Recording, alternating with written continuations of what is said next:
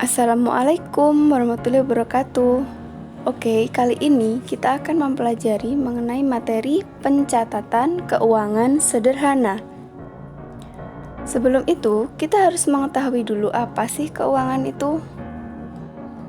Keuangan adalah hasil dari suatu proses pencatatan yang berupa ringkasan dari transaksi-transaksi keuangan yang terjadi selama tahun buku yang bersangkutan. Selanjutnya adalah tujuan pencatatan keuangan.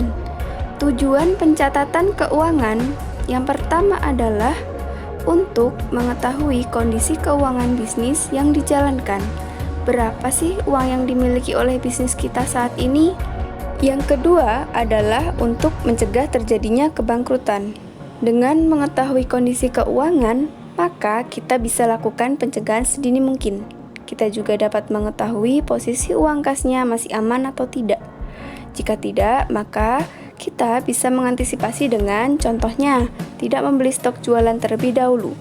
Banyak loh bisnis yang kolaps itu bukan karena tidak ada penjualan, tapi karena tidak adanya uang kas yang tersedia untuk beli bahan baku. Yang ketiga adalah sebagai bahan atau dasar dokumen untuk melakukan proses akuntansi.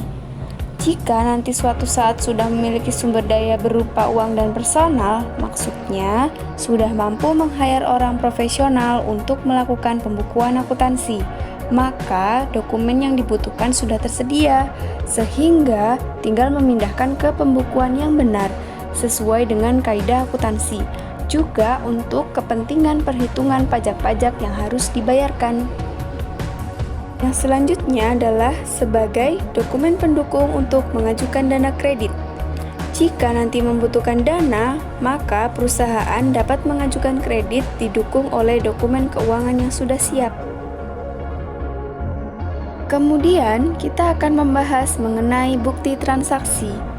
Transaksi adalah peristiwa yang mengakibatkan terjadinya perubahan harta, utang, dan modal. Selanjutnya adalah fungsi bukti transaksi. Fungsi bukti transaksi yang pertama adalah untuk mengetahui siapa yang bertanggung jawab atas timbulnya suatu transaksi. Yang kedua, sebagai alat bukti tertulis yang berisi data informasi keuangan. Yang ketiga, sebagai pedoman pembuatan laporan keuangan. Yang keempat, untuk menghindari terjadinya manipulasi data keuangan. Yang kelima, untuk menghindari penggandaan bukti transaksi. Yang selanjutnya adalah bentuk bukti transaksi. Dalam transaksi sehari-hari, bentuk bukti transaksi yang sering dijumpai yaitu seperti kwitansi, nota penjualan, dan cek. Yang selanjutnya adalah jenis bukti transaksi. Jenis bukti transaksi ada dua, yaitu bukti transaksi internal dan bukti transaksi eksternal.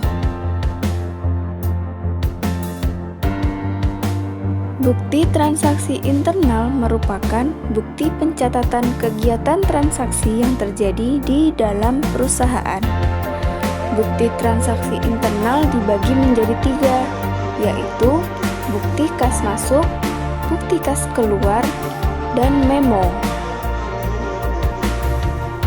Yang pertama kita bahas adalah bukti kas masuk. Bukti kas masuk merupakan bukti transaksi yang dibuat oleh pemegang dana kas yang menerangkan bahwa ia menerima sejumlah uang secara langsung atau kontan.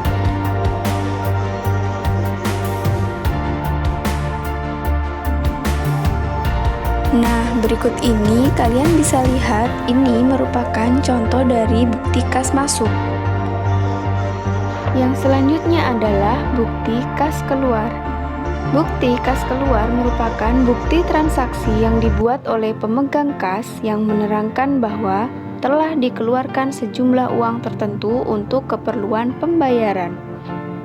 Nah, berikut ini merupakan contoh dari bukti kas keluar. Yang selanjutnya adalah memo. Memo merupakan bukti pencatatan kegiatan antar bagian atau antara manajer dengan bagian-bagian yang ada di lingkungan perusahaan. Berikut ini merupakan contoh dari memo. Kemudian ada bukti transaksi eksternal. Bukti transaksi eksternal merupakan bukti pencatatan kegiatan transaksi keuangan yang terjadi di perusahaan yang melibatkan pihak luar perusahaan. Contoh bukti transaksi eksternal yaitu cek dan faktur.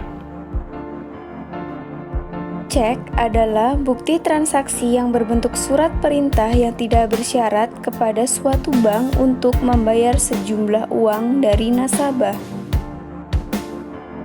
Yang terakhir adalah faktur. Faktur merupakan sebuah bukti transaksi tentang perhitungan penjualan barang yang dilakukan secara kredit dan dibuat oleh pihak penjual untuk disampaikan kepada pihak pembeli. Oke, sampai di sini materi kita kali ini. Terima kasih karena sudah menyimak dan sudah menonton. Selamat belajar. Wassalamualaikum warahmatullahi wabarakatuh.